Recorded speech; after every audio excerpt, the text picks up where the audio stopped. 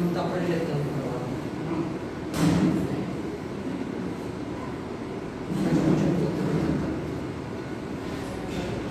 O nosso estudo de hoje tem como tema o dever. Está no capítulo 17 do Evangelho segundo o Espiritismo, e o nosso amigo Keres é que vai fazer conosco a reflexão sobre o estudo. Para nós nos harmonizarmos, nós vamos ler aqui do livro, que foi uma psicografia editada pelo espírito de André Luiz, ao médico Paulo Vieira. Está no livro Sol Mais Altos, e o título é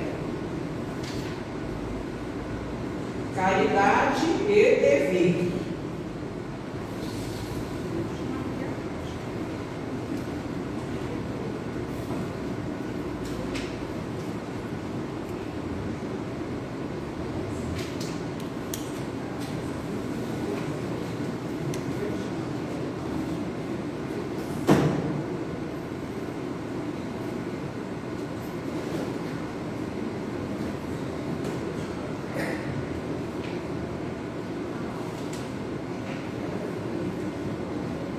Foi bom eu ter me atrapalhado aqui na página, porque hoje eu vou fazer uma pergunta e sei que vou ter resposta assim, positiva.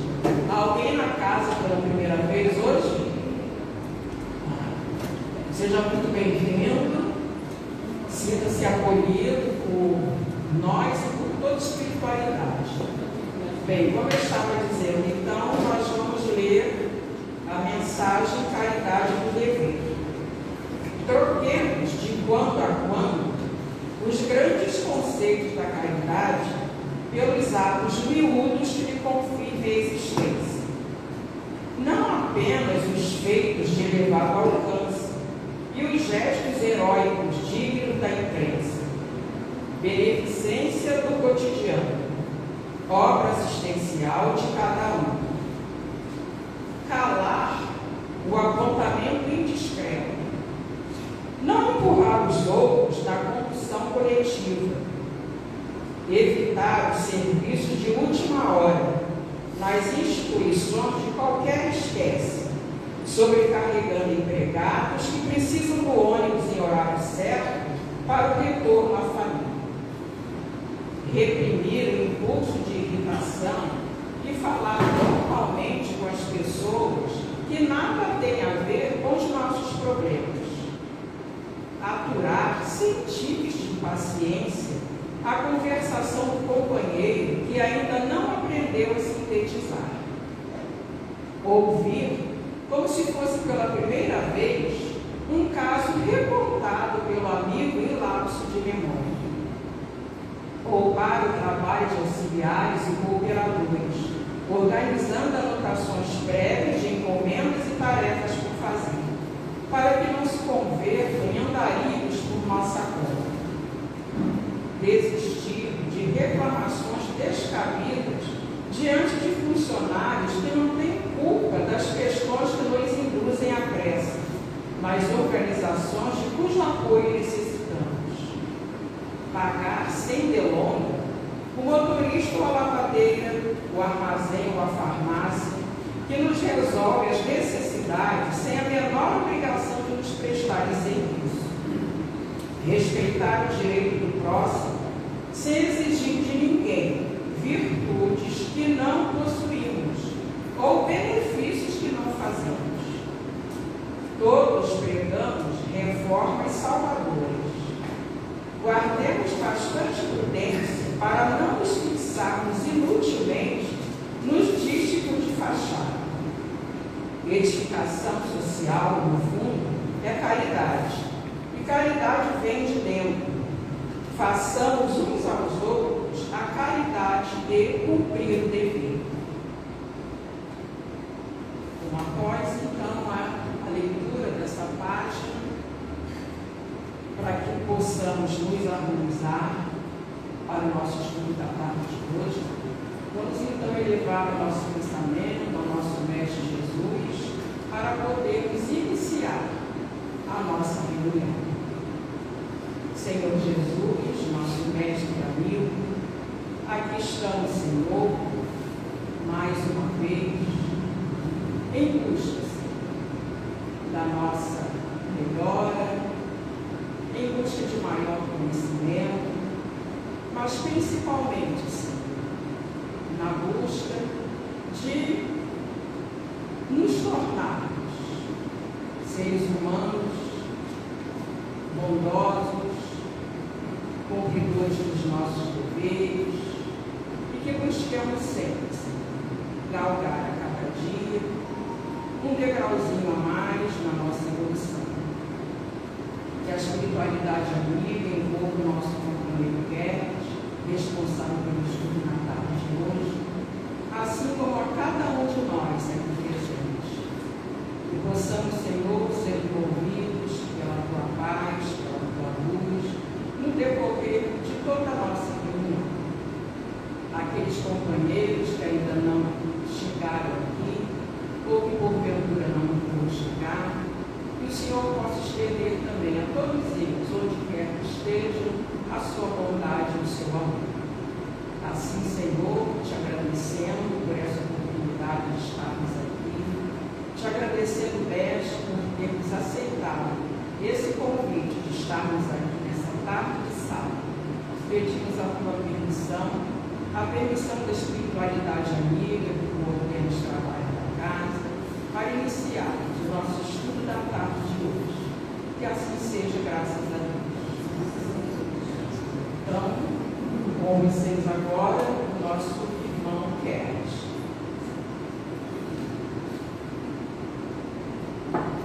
Boa tarde. Boa tarde. A primeira lição do dever aqui, né? O palestrante tem que chegar mais cedo para resolver todos os problemas e não resolver em cima da hora, se porventura aparecer. Muito feliz de estar aqui. Estão me ouvindo bem? Chegar mais. Eu sou muito descontrolado aqui. Então, O palestrante, fazendo uma parte, o palestrante entendeu que a palestra era às 17h30, então ele chegou com 30 minutos de antecedência para o horário que ele tinha memorizado. Tá? Obrigado. De qualquer maneira, ele chegou antes da hora. Sempre tem o anjo da guarda para salvar a gente. Gente, hoje nós vamos desenvolver um pouco sobre esse tema do dever. Esse dever a gente encontra no capítulo 17, Sede Perfeitos do Evangelho segundo o Espiritismo. E a gente vai tecer algumas ideias para entender de uma forma talvez mais clara o que seja o dever. No pensamento vida, Emmanuel nos manda uma ideia. Só que quando a gente pensa em dever, a gente pensa nesses deveres do mundo, que o mundo nos convida, que as leis do mundo são muito importantes, não? As leis de trânsito, por exemplo, as leis que regem todo o nosso comportamento. Então são leis feitas pelos homens que chegam de fora para dentro para a gente. Então Emmanuel ele diz o seguinte: o dever define a submissão que nos cabe a certos princípios estabelecidos como leis pela sabedoria divina para o desenvolvimento de nossas faculdades. Então você vê que essas leis, que são as leis da alma, que são as leis criadas por Deus, são leis que respeitam profundamente as nossas necessidades. São leis que são feitas para o nosso desenvolvimento, o desenvolvimento do nosso espírito. Olha como ele diz aqui: para o desenvolvimento das nossas faculdades. Que faculdades são essas? Faculdades morais. E ele complementa da seguinte forma aqui: dessa forma, pode-se simbolizar o dever como sendo a faixa de ação do bem que o Supremo Senhor nos traça a responsabilidade para a sustentação da ordem e da evolução de sua obra divina no alcance de nosso próprio aperfeiçoamento. Então essas leis, elas são leis morais que a gente tem que cumprir de dentro para fora. Não são leis que vêm de fora para dentro. São as leis que regem o nosso mundo espiritual. né? A nossa individualidade espiritual. É a grande diferença.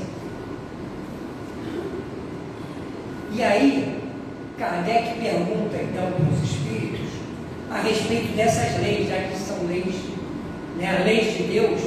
Então ele pergunta o seguinte: o que se deve entender por lei natural?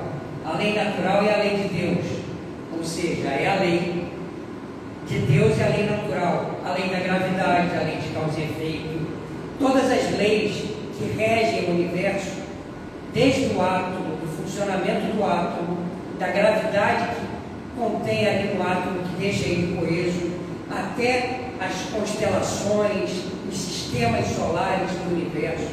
Tudo isso é a lei de Deus. A lei das relações humanas, as leis da família, de como ela se processa, todas são, inclusive as leis morais. As leis morais são leis de Deus também. É isso que é a resposta dos espíritos. Aí ele diz o seguinte: a lei natural é a lei de Deus. É a única verdadeira para a felicidade do homem. Indica-lhe o que deve fazer ou deixar de fazer. Então aqui ele indica o dever. Quando a gente cumpre o dever, a gente está cumprindo a lei de Deus. Então a gente quando a gente cumpre, a gente se aproxima da felicidade. Quando a gente deixa de cumprir, a gente se afasta da felicidade. E só ele só é infeliz quando dela se afasta. Ok? E aí Kardec perguntou o seguinte: aonde está esse rol de leis? Esse conjunto de leis, onde é que a gente encontra para a gente cumprir e ser feliz? 621, onde está escrita a lei de Deus na consciência? É fácil de lembrar, todo mundo lembra essa parte, né? Mas aí tem uma segunda pergunta na mesma pergunta, ele desdobra da seguinte forma: visto que o homem traz em sua consciência a lei de Deus, que necessidade haveria de lhe ser ela revelada? Então Kardec perguntou assim: poxa, mas então se a gente traz na nossa consciência essas leis, por que ela está sendo revelada? Revelada pelos santos, pelos livros, mas vocês mesmos, espíritos, estão revelando a lei para a gente? Para que revelar já que está na nossa consciência? E é surpreendente a resposta dos espíritos. Eles dizem o seguinte: ele a esquecera e desprezara.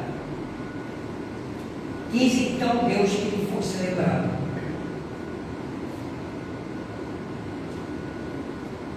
Aí eu fiquei pensando, ele a esquecera e desprezara, quando que eu esqueci as leis de Deus e desprezei? Poxa, os espíritos dizem que a gente precisa desses seres que vêm nos lembrar, desses livros que vêm nos lembrar as leis de Deus. E aí os espíritos dizem o seguinte: que nós desprezamos, né, que nós desprezamos, esquecemos. E aí eu fiquei me perguntando isso. A primeira ideia que eu tive foi o seguinte: nós somos filhos de Deus. Sendo filhos de Deus, nós somos feitos da substância de Deus.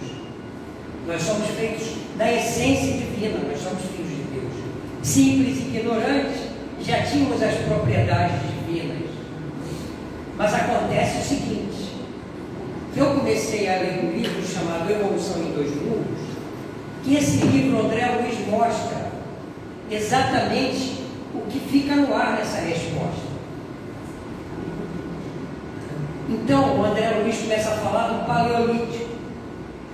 O Paleolítico foi uma era paleolítica, que eu não vou explicar muito o que é, mas pela pintura rupestre que tem aqui, vocês imaginam de que época eu estou falando. Então, André Luiz começa a dizer que quando nós começamos a sair do reino animal e começamos a tomar consciência de que nós éramos um espírito, não aconteceu de uma hora para outra. Dentro desse movimento de amadurecimento do espírito, os primeiros homens das cavernas, eles tinham um medo muito intenso. Quando eles desencarnavam, eles tinham verdadeiros pavor. Eles tinham um verdadeiro pavor da espiritualidade, daqueles espíritos que vinham proteger. Eles ficavam junto aos seus, que eram mais ou menos de 20 a 30 pessoas. Eles já não eram mais nômades, eles já se reuniam em cavernas.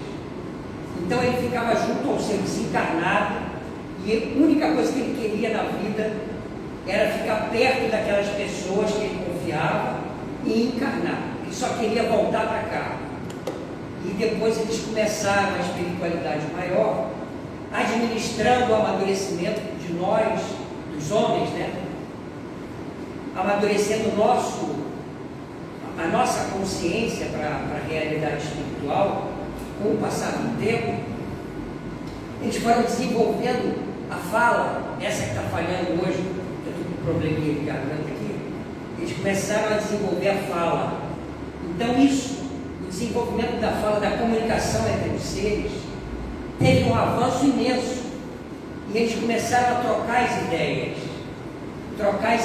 entre os encarnados, e mesmo eles desencarnados, eles começaram a dividir alguns sentimentos, eles começaram a manipular a matéria mental, como André Luiz nos conta. Então, a partir dali, o ser humano que estava dentro da caverna, ele começou a perceber coisas que ele não percebia, começou a amadurecer, e chegou a um ponto de amadurecimento que esses homens das cavernas, eles começaram no plano espiritual, na morte, eles começaram timidamente a se relacionar com o plano espiritual. Então eles começaram a se desenvolver. Eu coloquei as pinturas rupestres aqui, porque chegou um determinado ponto que eles começaram a sentir essa propriedade divina no sol, no vento, nas forças que eles não entendiam. E eles eram assessorados pelo plano espiritual. E lentamente eles foram tomando conta do poder mental deles, do entendimento. Então essas pinturas, por exemplo, que eram feitas em cavernas, elas nunca eram feitas na frente da caverna, como uma obra de arte para decorar, não. Elas todas eram feitas lá no fundo da caverna, num local mais escondido, num lugar mais protegido. Então foi o primeiro relacionamento que nós, seres humanos, começamos a ter com a divindade através da pintura, da concentração. Porque imagina eles terem que dominar um animal grande para comer, feroz. Então o medo começou a aparecer, mas de uma forma racional. André Luiz nos conta que chegou um ponto de amadurecimento, esses homens das cavernas, que eles começaram a entender a lei de causa e efeito. Eles começaram a aprender o amor verdadeiro. Então foi lá no Homem das Cavernas que eles passaram tudo que nós tínhamos de responsabilidade, de divindade. As leis do amor foram todas passadas para eles. Lá naquela época, gente, lá no Paleolítico, nós conhecemos isso, as leis do amor que a gente estuda hoje, nós já conhecemos lá nessa época. Não é incrível? E não é incrível isso? E aí nós vemos ali por que nós esquecemos e desprezamos. Porque desde essa época que nós já sabemos tudo isso que a gente está estudando hoje aqui. Para nos relembrar aquilo que a gente já sabe. Olha o que acontece aqui. Isso está lá no Evolução em Dois Mundos, de André Luiz. Lei de causa e efeito. Incetando, ou seja, inaugurando, abrindo, né, inaugurando, incetando, pois, a sua iniciação no plano espiritual, de consciência desperta e responsável, o homem começa a penetrar na essência da lei de causa e efeito, encontrando em si mesmos os resultados enobrecedores ou deprimentes das próprias ações. Então você vê que lá na época dos homens das cavernas, nós já tínhamos essa noção de causa e efeito. Continuando. Quando dilacerado e desditoso, grita a própria aflição ao longo dos largos continentes do espaço cósmico.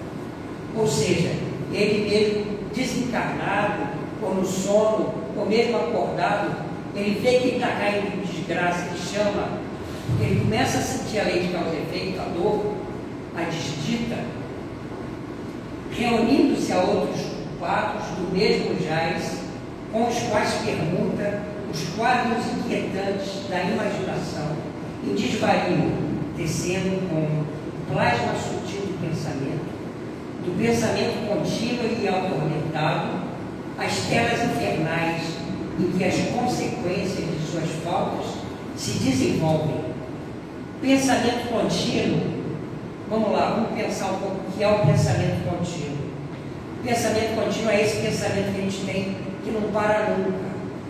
Nesse livro, André Luiz nos conta a nossa trajetória, que era no simples ignorante.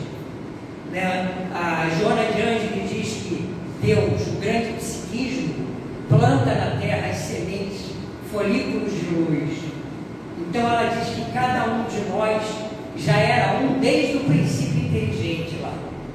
Não é o princípio inteligente geral. Porque eu tenho que abrir uma aspas aqui, um parênteses, porque quando nós estudamos Kardec fala no princípio inteligente no singular. André Luiz, no século XXI, ele fala de princípios inteligentes no plural. Então eles vertem dos céus as mônadas, os princípios inteligentes, dizendo que cada um de nós, enquanto simples e ignorantes, nós já éramos individuais. Então nós passamos pelo reino mineral. No momento que nós dormimos no reino mineral, o princípio inteligente consegue adquirir dados aí. Então, quando o princípio inteligente volta para o plano espiritual, ou seja, como se fosse uma morte, entre aspas, a espiritualidade que ajuda Jesus, eles operam aquele perispírito que já não é mais simples e ignorante, agora ele já tem a inteligência, capturou como funcionam os atos, como funcionam, já não é mais um princípio inteligente. Então André Luiz mostra daí como começa o nosso perispírito. E aí depois mexido e transformado, amadurecido, a gente volta para o planeta em forma de vírus. E aí o nosso perispírito começa a amadurecer. E nessa trajetória toda, o nosso pensamento ele não é contínuo. É como se acendesse e apagasse, acendesse e apagasse. E à medida que a gente fosse conquistando a vegetação, depois a animalidade, esse pensamento, ele não era contínuo, ele era falho, ele piscava, e depois nós atingimos o nosso pensamento contínuo. Então aqui o que acontece, continuando aqui, mediante as profundas e estranhas fecundações de loucura e sofrimento que antecederam as reencarnações reparadoras. Então você vê que as reencarnações reparadoras, elas foram para reparar justamente essa animalidade que o homem não conseguia se destacar dela. Mas como ele tinha um pensamento contínuo, ele elaborava a animalidade. Antes ele se reproduzia como animal, ele tinha aquele acesso ao sexo, o desejo, só para se reproduzir. Agora não, com o pensamento contínuo, ele começava a elaborar o sexo. Ele queria ter muitas mulheres e tinha um prazer. Ele antes, ele se alimentava para aquele pequeno grupo, ele caçava para aquele pequeno grupo. Só que quando animal, mas aí quando ele começava a elaborar isso com o pensamento contínuo, ele começa a ter o que é o poder. Quer dizer, ele não cumpre mais o dever, é o poder de ter mais poder, de ter mais gente. Então aí que está. Isso tudo, quando não cumpre o dever natural, aquele dever que foi esclarecido pelo plano espiritual, como ele diz aqui em frente, ele já sabia o que era a lei de causa e efeito. Então ele começa a cair na dor, no sofrimento, se juntando com esse grupo de espíritos que pensavam e sentiam como ele. André Luiz continua. Contudo, no amarelinho ali, no laranja, contudo, ou seja, contudo, apesar disso, Contudo, é também aí que começa, sobrepairando o inferno e o purgatório de remorso e da crueldade, da rebelião, da delinquência. Ou seja, apesar de tudo isso, da rebelião, da delinquência, o sublime apostolado dos seres que se colocam em harmonia com as leis divinas, almas elevadas e heróicas, que em se agrupando intimamente, eles se juntavam também, aqueles que cumpriam o dever, que entendiam a lei de causa e efeito, tocadas de compaixão pelos laços que deixaram no mundo físico, ou seja, eles estavam aí no mundo espiritual, porque eles eram espíritos desde o início. Lembra que nós éramos simples e ignorantes no mundo espiritual? A gente vinha, visitava o vídeo e voltava para o plano espiritual. Entramos no reino vegetal, voltávamos para o plano espiritual. Então, cada vez nessa volta, a gente ia sendo mexido no nosso perispírito. Depois entre os animais, e agora, eles estavam de novo no plano espiritual, tomando consciência, tocados de compaixão pelos laços que deixaram no mundo físico. Iniciam com a inspiração das potências angélicas o serviço de abnegação e renúncia, com que a glória e a divindade do amor edificam o império do sumo bem, no chamado céu, de onde vertem mais ampla luz sobre a noite dos homens. Então vocês repararam há quanto tempo nós estamos naquele primeiro grupo? Que tem um grupo de espíritos que desde o Paleolítico já entenderam a lei de causa e efeito e pelo livre-arbítrio percorrem o caminho certo do bem e do amor e entraram no céu. Tem um livro que nós estudamos, foi o primeiro que a Ana estudou, alguém deve saber o nome dele, mas que a Joana diz o seguinte: abreviai vossas reencarnações, porque existe, vamos lá, existe uma confusão entre o mundo da matéria e o mundo corpóreo, aonde o livro dos Espíritos nos esclarece na introdução, no item 6. No item 6 ele deixa logo separado: o mundo dos Espíritos é o mundo dos Espíritos, o mundo corpóreo é esse que a gente vive, mas tudo é matéria. Se vocês veem André Luiz lá no nosso lar, lá é matéria, tem prédios, tem casa, tem ônibus. Quando ele visita a Terra, ele vem por trilhas. Então, mesmo fora do mundo corpóreo, existe matéria. Nós estávamos estudando outro dia e uma amiga falou uma coisa que eu levo para a vida. Ela disse que a matéria é uma ferramenta. O mundo corpóreo é uma ferramenta, que é a ferramenta para nós, como espíritos, evoluirmos e nos assumirmos como espíritos. Quando nós saímos da animalidade, nós temos um objetivo: é nós transcendermos. Nós temos que nos encarar como espíritos. Em vários livros, introdução do Dr. Bezerra, do professor Eurípides, ele diz: século XXI é o século do espírito. Nós temos que começar a nos enxergar como espíritos. Tudo isso que eu falei sobre André Luiz agora são informações, mas são informações que ele diz que nós temos que prestar atenção nela, porque isso nos dá esperança, nos dá coragem para tomar uma atitude. Nós vivemos hoje mais ou menos como final do ano. Final do ano a gente diz assim: ó, ano que vem eu vou entrar no regime, ano que vem eu vou estudar inglês, ano que vem eu vou ficar de bem com todo mundo que me magoou. Então é o ano que vem, empurra para o futuro. E nós estamos empurrando para o futuro essa nossa decisão há quantos mil anos, gente?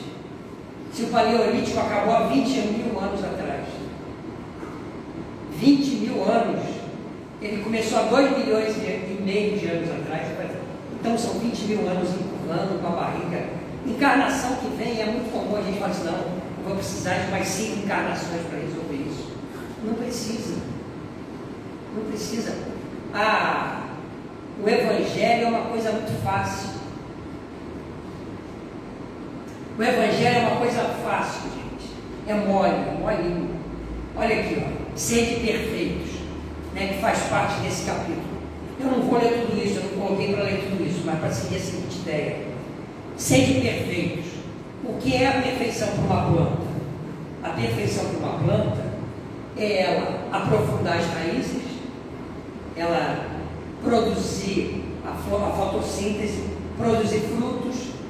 Isso é o ideal, é a perfeição para uma planta. E qual é a perfeição para o ser humano? Quando é que nós vamos nos humanizar? Porque nós não estamos humanizados ainda, estamos nos humanizando. Como é que a gente se humaniza? Qual é o perfeito? Simples, gente, já vou dizer aqui, ó. A perfeição, aquelas palavras, portanto, devem entender-se no sentido de perfeição relativa.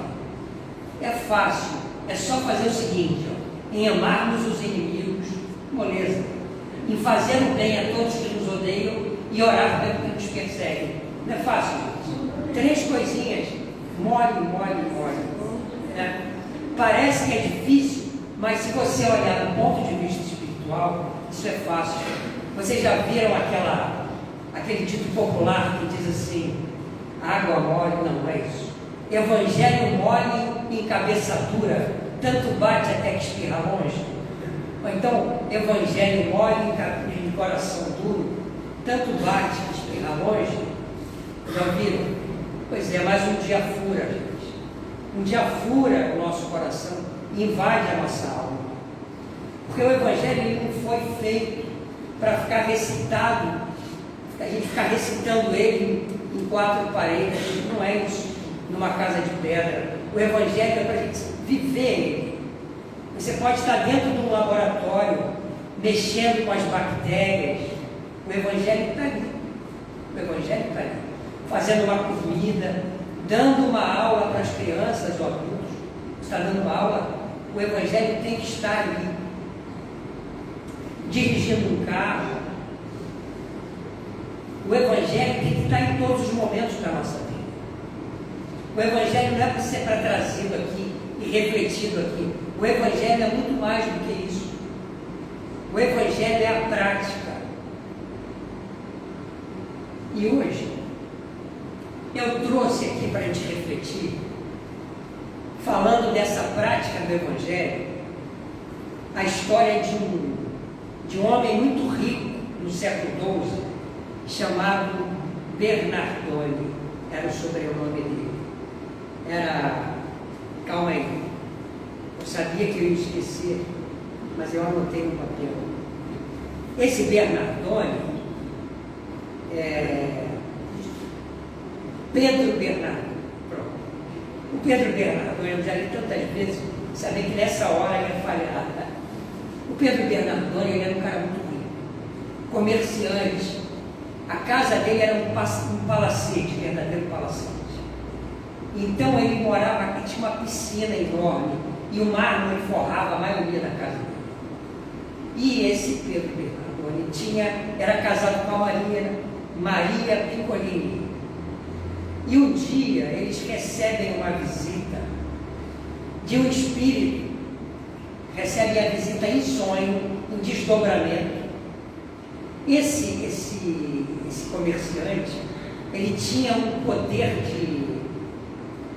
de cumprir as suas obrigações, né? Um poder de cumprir os seus deveres, com o seu trabalho, com todo mundo. Ele regulava tudo. Ele era um cara que se dedicava aos deveres externos. Ele era um milionário porque ele não deixava passar nada. Todos os deveres ele cumpria com todo mundo, com seus funcionários. Mas eram os deveres ligados à matéria. E o maior dever dele, que ele cumpria, era em se beneficiar com o lucro, né? Que era um dever externo. Ele cumpria as regras, mas ele tinha essa característica. E então ele, desdobrando em sonho com a esposa, ele recebe um espírito, e aí esse espírito veio pedir para ser filho dos dois, né? E então, depois de um diálogo, eles aceitam. E esse espírito é nada mais, nada menos que Francisco de Assis, na Úmbria, nasceu Francisco de Assis. A mãe, ele nasceu ali, ele na verdade escolheu, já foi na Úmbria para escolher aonde ele ia nascer. Então ele tinha uma missão para cumprir, mas ele viveu uma vida normal, como todos os jovens. Ele saiu para baladas, ele bebia, mas não para se embriagar, bebia, gostava de tocar, cantar, e ele era uma pessoa extremamente boa, um olhar penetrante, e ele tinha uma característica de querer conversar sobre as coisas divinas que desagradavam muito seu pai, Pedro Bernardino. Desagradava demais. Então ele conversava com os escravos, ele tinha um tratamento com essas pessoas, né, os mais fracos, de uma forma surpreendente. E todos os escravos e funcionários adoravam ele. E ele chegou numa época aonde ele foi para a guerra. Ele queria ir para a guerra. E ele realmente foi para a guerra. Ele não queria, mas o pai dele obrigou, ele acabou indo. Ele queria defender as coisas do Cristo. E aí, ele começou a treinar para ir para a guerra. Começou a treinar, então tinha aqueles treinamentos. E durante esse treinamento, ele encontrou um outro rapaz chamado Shaolin. Esse Shaolin viraram grandes amigos, viraram companheiros. Shaolin, aonde via um, via o outro. Não é que eles treinavam juntos.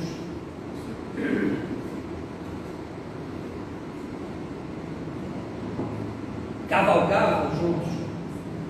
E um dia, depois de um treinamento daqueles de guerra, os dois pararam embaixo de uma árvore, retirados, e começaram a conversar. E então, Shaolin começou a contar a vida para o Francisco e disse que ele era um garoto que, com 5 anos, ele perdeu o pai e toda a família e foi adotado por um rico romano.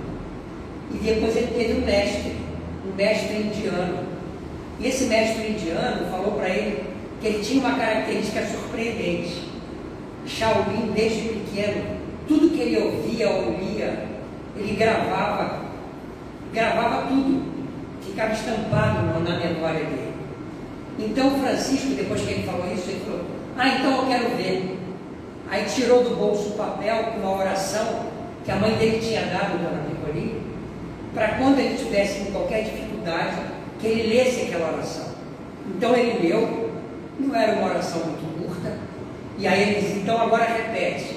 E o Shaolin repetiu, palavra por palavra, e Francisco ficou surpreso com aquela capacidade que aquele garoto, aquele rapaz tinha. E aí ele confessou: Shaolin, eu tenho uma coisa para te confessar também. Eu tenho uma capacidade que eu não sei explicar, mas tudo que eu quero saber, tudo que eu me concentro, tudo a resposta me chega. É como se fosse uma voz falando dentro da minha cabeça. E aí o Shaolin falou assim: é? Então tá bom.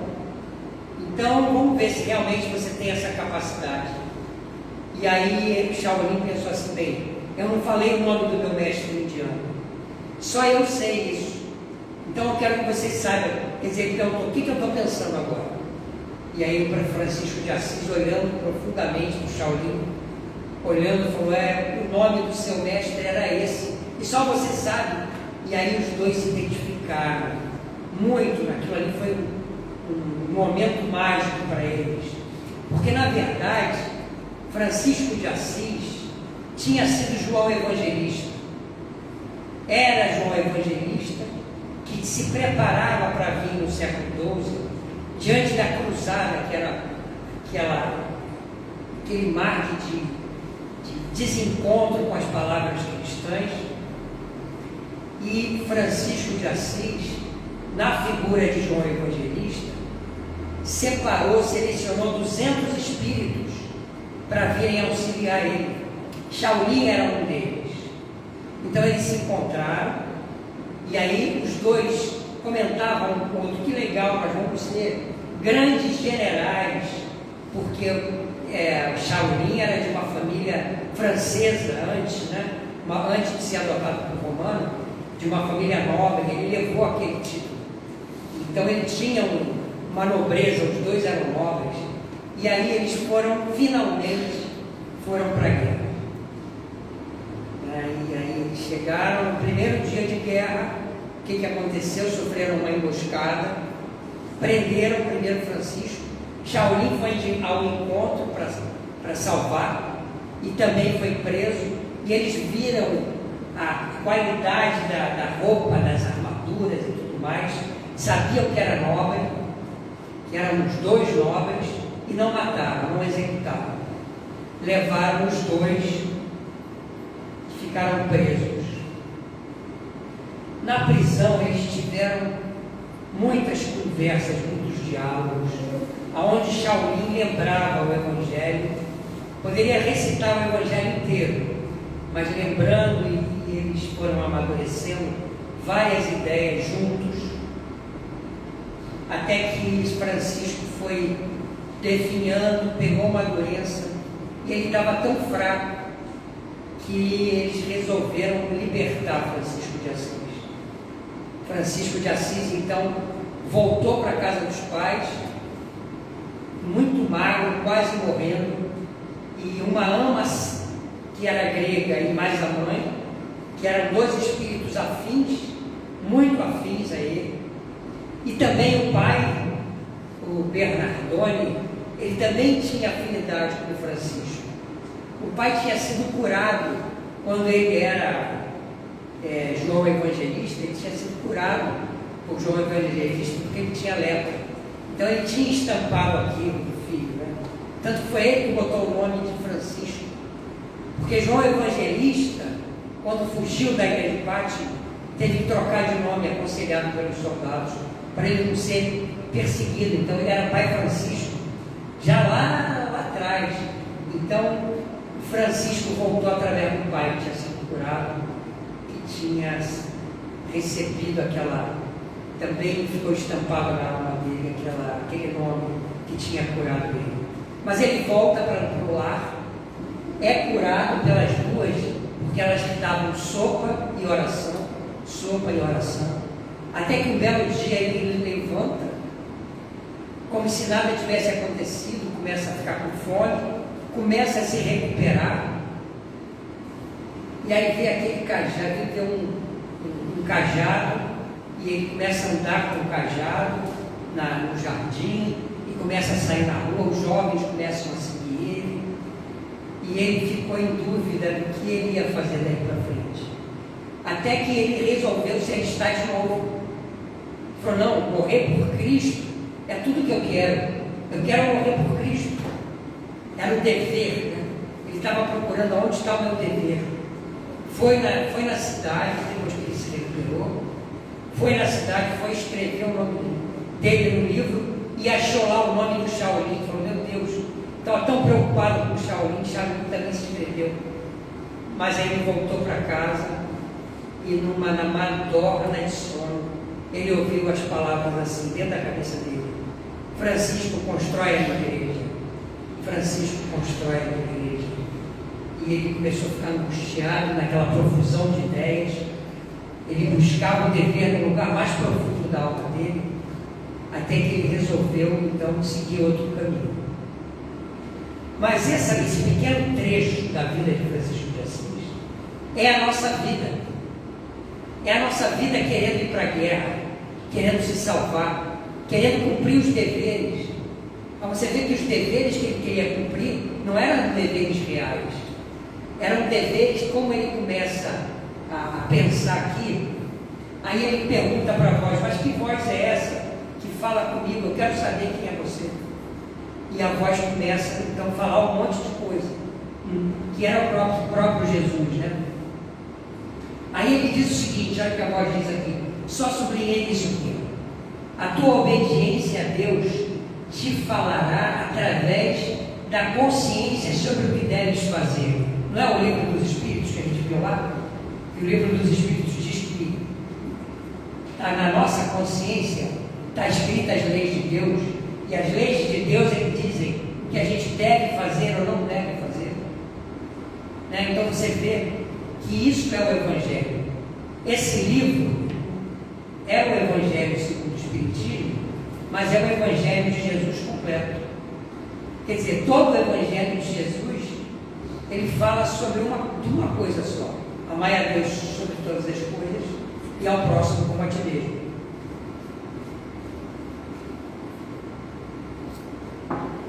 E a voz fala para ele não esquecer do Pai. Né? Então, onde é que está o dever, gente? Aonde está o dever? Na nossa consciência. Quais são as trilhas que a gente tem para chegar na nossa consciência? Ah, tudo bem, está na minha consciência, mas como é que eu faço para acessar a minha consciência? Qual é a dica dos espíritos? Como é que a gente faz?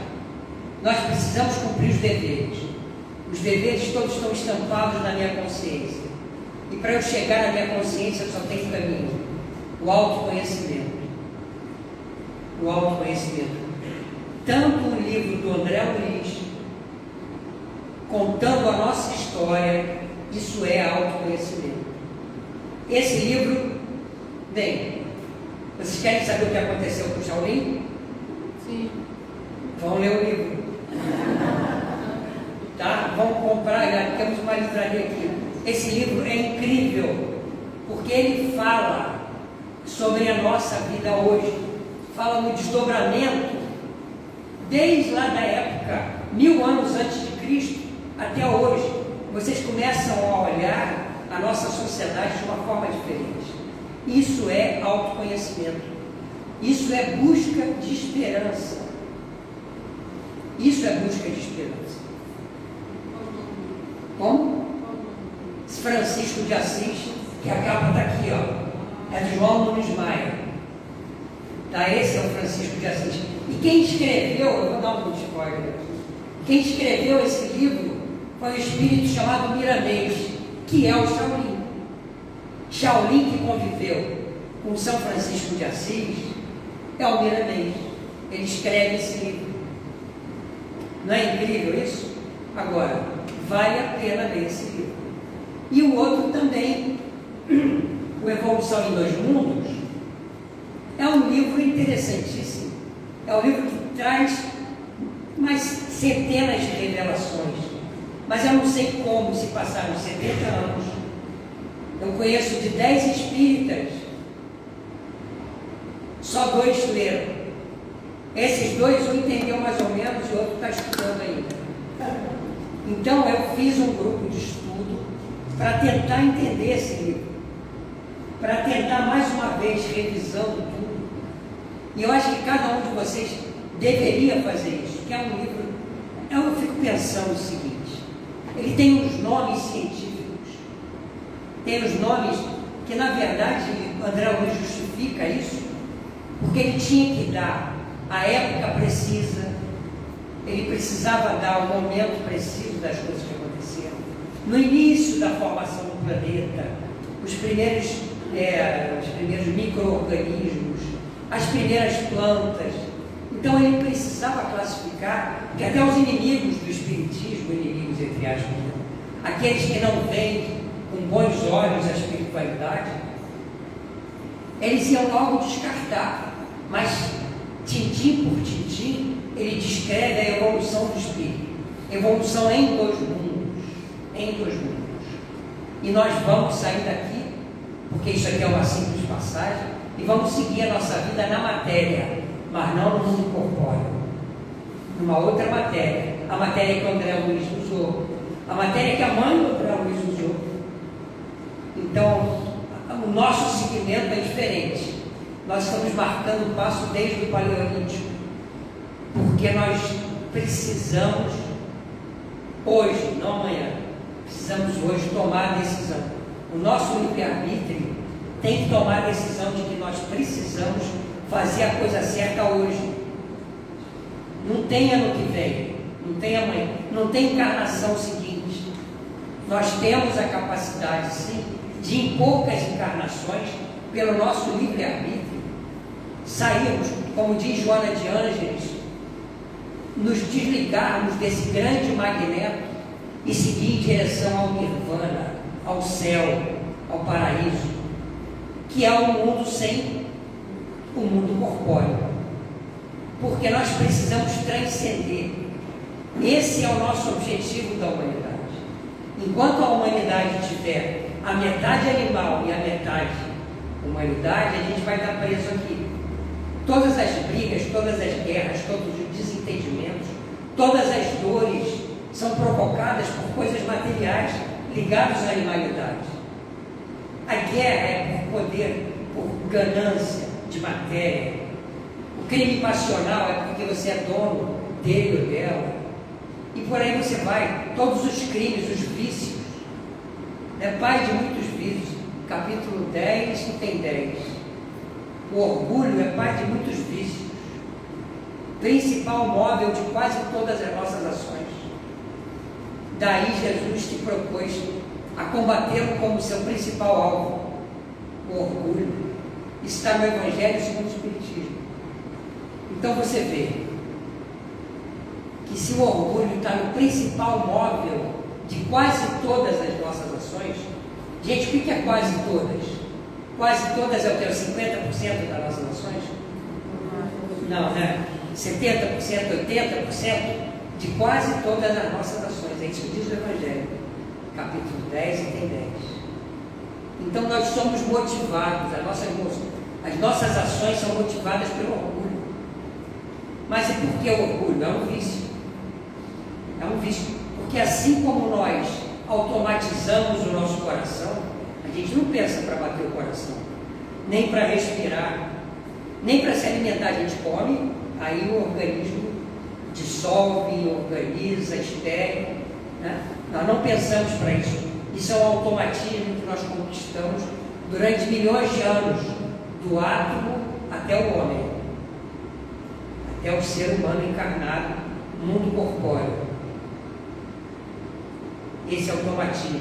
Mas o automatismo não para aí na vida material. O automatismo, ele funciona também na vida intelectual, no preconceito. Olha que dificuldade nós temos hoje com alguns preconceitos que você vai... meu Deus, eu não podia ter falado isso, que besteira que eu falei, porque está no automático. Está no automático. Tem muitas coisas que a gente precisa, através do nosso livre-arbítrio, dominar, transformar. Então o professor Eurípides de Barçanufo diz o seguinte, que o sentimento é a força da alma. O sentimento é que movimenta a alma. Mas nós estamos com os sentimentos em desalinho. E nós só temos uma forma de alinharmos o nosso sentimento. Alinharmos com o quê? Alinharmos com as leis de Deus. No momento em que nós nos alinhamos com a lei de Deus, nós estamos cumprindo o nosso dever. Deixa eu ver se tem mais alguma coisa. Não tem. Nós estamos cumprindo o nosso dever. Então, com o sentimento em desalinho, só tem uma coisa a fazer. É o conhecimento. Amai-vos e instruí-vos. Não é isso que diz o Evangelho, no capítulo 6? O Espírito da Verdade diz: amai-vos e instruí-vos. Então ele diz o seguinte: instrução nos leva para um outro lugar, é uma ponte. A gente precisa da reflexão, do conhecimento. O conhecimento sem reflexão é como um livro na estante empoeirada da memória. Agora, a gente se viciar no conhecimento, a gente constrói uma ponte. Tem a possibilidade de ir adiante, mas a gente gosta tanto pela vaidade, pelo orgulho, aquilo que a gente estava falando, o principal móvel das nossas nações, que você fica tão encantado com a ponte que você criou, que você cria uma do lado, agora mais forte, de cimento. Aí você fica com duas pontes, não vai para lugar nenhum. E se bobear, você cria uma outra ponte estaiada. O conhecimento não é para isso, não é para alimentar o orgulho nem a vaidade. O conhecimento é uma ponte que nós precisamos, segundo o professor Eurípides de Barçanufo, refletir o conhecimento. Como se fosse um espelho com a luz, assim, o sol reflete e vai lá para o fundo da nossa alma. E essa reflexão vai iluminar todas as personalidades que nós já tivemos até hoje. Tantos erros, tantos desencontros, como diz o André Luiz, né? Tantas falhas, tantas reencarnações, como ele diz ali, que vem lá do Paleolítico. Gente, nós sabemos de tudo. Estamos hoje aqui relembrando. Mas como nós dissemos, vamos repetir, o Evangelho ele é feito para entrar na nossa vida, para entrar na nossa casa. O Evangelho tem que ser vivido no lar, tem que ser vivido com as pessoas que estão do teu lado, que é o teu próximo, que pode ser um porteiro, pode ser um amigo, uma pessoa que você nunca viu no ônibus, que esteja precisando sentar. O Evangelho está em todos os lugares, está na fila do banco, está na fila do supermercado. O Evangelho está ali. O Evangelho está ali quando você está fazendo um programa de computador. É isso, gente. Que essas palavras tenham servido de alguma forma para nos estimular a nós cumprirmos o nosso dever, que no fundo é simples. Não esqueçam, Evangelho mole, no coração duro, tanto bate até que fura. Que Jesus nos abençoe.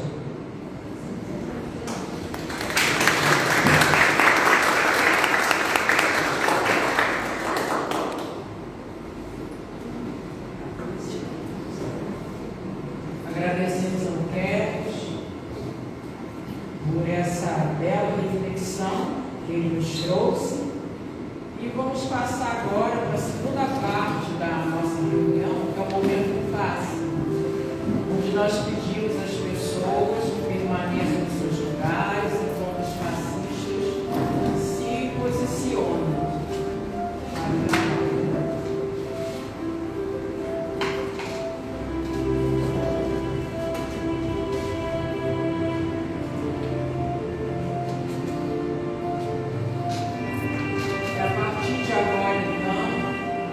Possamos voltar o nosso pensamento para o alto, os nossos corações acelerados, e que possamos estar pensando em Jesus.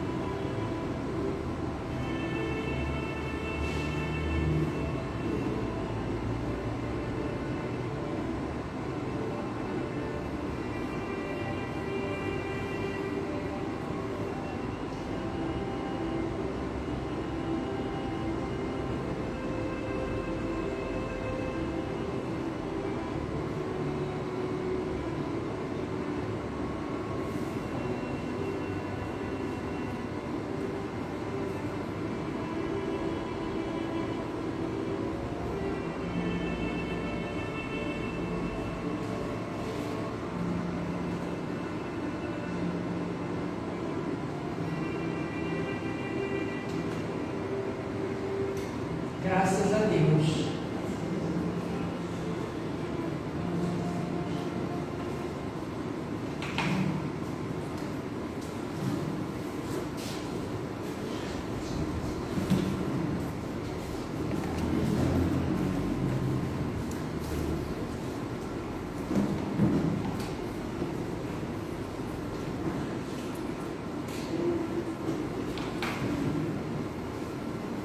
Estamos chegando então aos momentos finais do nosso encontro de hoje. Momento então que vamos agradecer ao nosso Mestre Jesus por tudo que recebemos aqui na tarde de hoje. Jesus, nosso Mestre e amigo, agradecemos, Senhor, por tudo que recebemos nessa tarde. Agradecemos, Senhor, pelas reflexões, por todos os sentimentos que foram trazidos de dentro de nós, nos envolvendo, nos ajudando, Senhor, a compreendermos um pouco mais esse Evangelho de amor, esse Evangelho de luz, que tanto, Senhor, precisamos aprender a seguir. Que nós possamos, Mestre, não apenas procurar memorizar, mas essencialmente viver, para que possamos alcançar a nossa melhora, com isso conseguindo também despertar nas outras pessoas e levar para as outras pessoas tudo aquilo de bom que temos dentro de nós. Que possamos, Senhor, aprender pouco a pouco a vencer o nosso orgulho, o nosso egoísmo, procurar também cumprir as nossas obrigações, os nossos deveres, especialmente aqueles deveres que colaboram para o benefício do próximo. Agradecemos ao Kevin pelas reflexões, pedimos a Ti, Jesus, que continue o envolvendo para que ele possa continuar nesse trabalho de divulgação, de esclarecimento dessa doutrina tão bonita, Senhor, e que nos traz somente bem. Nesse instante também, Senhor, queremos a Tua bondade sobre aquelas águas que se encontram lá fora, colocando em cada garrafa daquela a medicação necessária para as pessoas que as trouxeram. Seja o Senhor os males físicos, males espirituais, doenças do corpo, doenças da alma, não importa, Senhor. Só Tu conheces o coração e a necessidade de cada um. Então, com o seu amor, com a sua bondade, cada um receberá na medida que precisa. Pedimos também em favor dos nomes colocados lá nas caixinhas. Se esquecemos de colocar, mas aqueles nomes que passam esse instante na nossa tela mental, nos nossos corações, que sejam também envolvidos por Ti e pela espiritualidade amiga. E possamos, Senhor, sair daqui melhor do que aqui chegamos. Que possamos na próxima semana, com o Teu auxílio, estarmos aqui de novo, buscando, como sempre, o nosso crescimento, Senhor, espiritual, a nossa melhora como seres humanos, como filhos de Deus, como seus irmãos, Senhor. Assim, agradecendo por tudo, pedimos a Tua permissão e damos por encerrado o nosso estudo da tarde e noite de hoje. Que assim seja, graças a Deus. Graças a Deus.